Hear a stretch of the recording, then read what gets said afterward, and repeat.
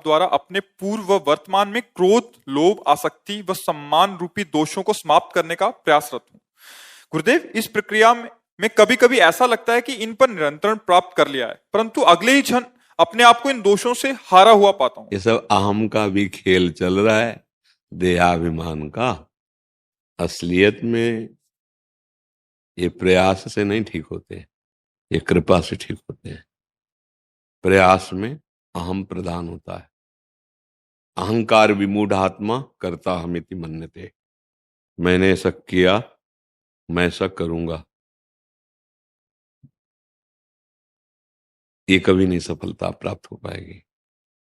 गुरु का आदेश है, उन्हीं का बल है, उन्हीं की कृपा से ये ठीक होंगे। देखो, आप कह रहे हैं ना कि एक क्षण में अनुभव कराता है मैं ठीक हो गया, दूसरे क्षण में ही ऐसा लगता है। ये सब अभी अंतःकरण धर्म के अंतर्गत हो रहा है, चूंकि ना तो स्वरूप का बोध है, ना भगवान से प्रेम है। तो अभी यही सब ढांचे को मैं मानकर, जब तक इस विकारी शरीर में अहम भाव है तब तक निर्विकार होना असंभव है। जैसे हम दुर्गंध वाली चीज अपने से दबा लें, ऊपर से इत्र छिड़काएं या जगह बदल दें या कुछ भी करें, वो दुर्गंध हम खुद लिए हुए। तो देह भाव ही समस्त विकारों की जड़ है। विकारों की जड़ क्या है? देहाभिमान। देहाभिमान, मैं स्त्री, मैं पुरुष, मैं धनी, मैं निर्धन, मैं बुद्धिमान, मैं जो शुद्ध ब्रह्म मैं है, अहम है, वो अंतःकरण धर्म में मलिन हो गया है, देह भाव से मलिन हो गया है। अब ये गुरु प्रसाद से नष्ट होगा, ये किसी क्रियाओं से नष्ट नहीं होता। बड़ा विचित्र है, साधक समझ नहीं पाता। करता हमिति मन्यते। आज तक किसी ने ऐसा नहीं किया मैं वो करूंगा, मैं ऐसा, ये मायाकृत है।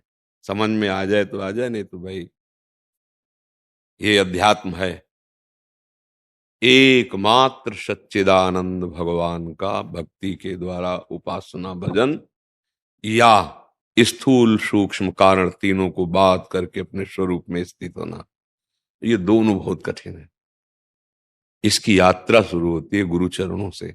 गुरु चरणों का आश्रय लेकर नाम जप करो। गंदे आचरण जो नहीं करने चाहिए वो उनके बल से हम त्याग कर रहे हैं।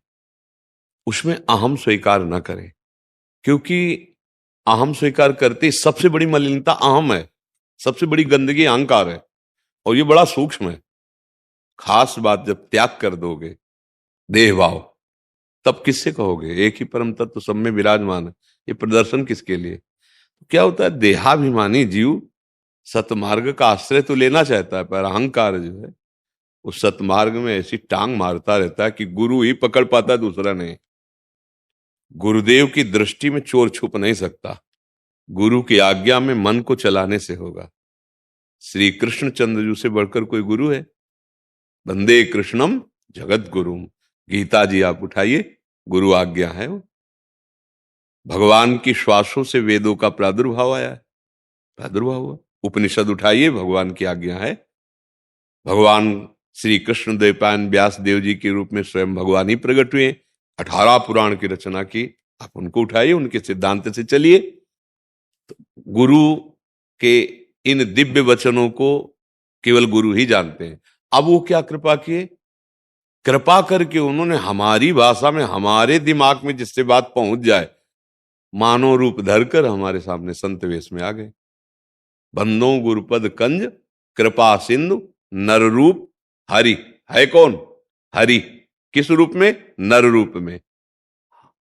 उनकी बात, अब जैसे आप यहां आए, संतों की बात ही तो हम कह रहे हैं। हमारी कोई उपज है क्या? इन बातों की उपज थोड़ी हुई कि पहले से सब शास्त्रों में लिखी हुई है, सब संतों ने अनुभव किया है, वही गुरु प्रसाद से वही तुम्हें बता रहे। ये संतों की जूठन है। संत महापुरुष जो अनुभव किए उसी मार्ग में चले, वो बात समझ में आई, वो बात आपको अब मान लो, तो अहंकार नहीं रहेगा। कि उनकी कृपा से अगर हम करते तो पहले कर लेते ना। जब अहंकार रहित साधन बनता है तब जाके निर्मलता आती है। अपना पूर्वाभ्यास अहंकार का है, कुछ भी करते हैं वो दृढ़ हो जाता है। तो तिनकी संगति रहत जाति कुल मद सब नंसई। गुरुदेव की, संत महापुरुषों की चरण धूलि के प्रताप से अहंकार का मर्दन करके वो अपने स्वरूप में आता है या भगवत प्रेम को प्राप्त होता है।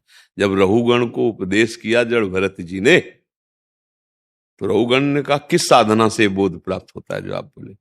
बोले रहुगणित तत्तपसा न याति न चेज्या न निरूपणाद गृहाद्वा न छंदसा नयु जलाग्नि सूर्यो बिना महात्पाद रजोभिषेकम। श्री जड़ भरत जी महाराज कहते, ए रहुगण, ये तपस्या से नहीं होता, तीर्थयाटन से नहीं होता, एक गृहस्थ धर्म का पालन करने से नहीं होता, जल अग्नि सूर्य चंद्र की उपासना से नहीं होता है, दान पुण्य से नहीं होता।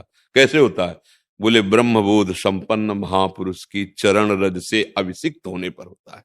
अर्थात उनकी आज्ञा पालन करके मन वचन कर्म से वो जो कह रहे हैं वो वैसे ही चले तो ये हो जाता है। अगर संतों का आश्रय लिया तो फिर ये अहंकार न वचनों में और न अंदर विचार में अहंकार विष है। जब हम विचार में चलते हैं तो अहंकार ही चलता है, ये कर लिया वैसा कर लेंगे, ऐसा कर लेंगे, ऐसा कर लेंगे।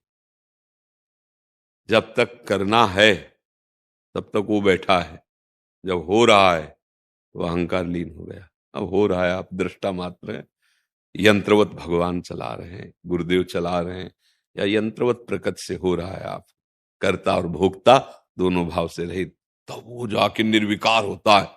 अभी निर्विकार, अभी तो ऐसे जैसे कोई अपने हाथों से रोक ले तो आपको लगा हम जीत गए, पर शत्रु रोके हुए गुरु कृपा हरि कृपा, तो आपको लगता हम विजयी हो गए। अगर ऐसे समेट ले तो अभी धराशायी हो जाओ, इतना प्रवाह है। उस कृपा की तरफ देखो, तुम्हारी कृपा तुम्हें रघुनंदन, जहां नहीं भगति भगत वर्चन। हम पर भगवान की बड़ी कृपा है, गुरुदेव की बड़ी कृपा है, संतों की बड़ी कृपा है, जिससे हमें सतमार्ग मिला, जिसमें हम चल रहे हैं उन्हीं के पावर से चल रहे हैं, वही अनुभव कराएंगे। शांत यात्रा अंदर ही खुल जाएगी, माया हटती चली जाएगी, ज्ञान का प्रकाश होता चला जाएगा। जब ये होता मैं करता हूं, मैंने इतना जीत लिया उतना कुछ नहीं, ये सब मनीराम के खेल है। सच्ची कह रहे हो तुम, जो कह रहे हो ऐसे ही है। कभी 1 मिनट दिखाता है कि मैं जितेंद्रीय हो गया, मुझे कोई ना भोग नहीं चाहिए, और दूसरी मिनट इतने गंदे चिंतन में पहुंचा देता है, तब लगता है बड़ा छलिया है, इसका क्या हम कथन माने। ये 1 मिनट में तो वैराग्यवान और 1 मिनट में भोगी, इसकी बात नहीं, माननीय गुरुदेव की बात। वो जो आज्ञा करते हैं उसके अनुसार मन को चलाना है, नहीं उसी में फिर भ्रम हो जाता है और जीव अपने को ज्ञानी या जितेंद्रीय मान लेता है, और फिर वो धीरे से पतन के मार्ग में चला जाता है। और अगर दैन्य है गुरु आश्रित, चाहे जिस मार्ग का पथिक हो, जिसने गुरु चरणों का दृढ़ आश्रय नहीं लिया, वो ना आत्मबोध होगा ना भगवत प्रेम होगा। आज हम मन का दृढ़ आश्रय लिए हैं, मनमुखी, गुरुमुखी तो कोई बिरला ही है। बिना गुरु कृपा के अहंकार का मर्दन नहीं, वो देखने को मिलता है। ऐसे नहीं तो हमें लगता है यार जो साधना छुपानी चाहिए वो छुपाई जा रही। जिसे गुप्त रखना है उसे प्रकाशित किया। मतलब क्या उद्देश्य है आपका? संसार, सम्मान, वाहवाही, फिर वही अविद्या तो घूम के आ गई, अविद्या तो आ गई, माया तो आ गई घूम के, कंचन कामनी कीर्ति। आखिरी खाई में पहले गिरने के लिए तैयार हो, आप गिरने की सारी सामग्री लेके चल रहे हो साथ, और बना जाता है बहुत ज्ञानी, बना जाता है बहुत बहुत समझने, चाहे भी वैराग्य मार्ग में हो, निवृत्ति मार्ग में, और चाहे प्रवृत्ति मार्ग में, दोनों में भगवत प्राप्ति करने का अधिकार है। पर दोनों को राग रहित होना पड़ेगा। राग रहित होकर गृहस्थी में रहो, सबसे प्रीति करो भगवत भाव से, और खूब सेवा करो, वो सेवा भगवान को अर्पित करो, शास्त्र सम्मत नाम जप करो, भगवान की प्राप्ति हो जाएगी उनकी कृपा। और वैराग्य मार्ग में गुरु के आश्रित हो जाओ, उनकी आज्ञा के अनुसार चलो, अपने को यंत्रवत देखो, पहुंच जाओगे अध्यात्म की भूमिका पे। पर है कठिन, बातें कहना सरल है, आज्ञा पे चलना मन मार के बहुत कठिन बात नहीं।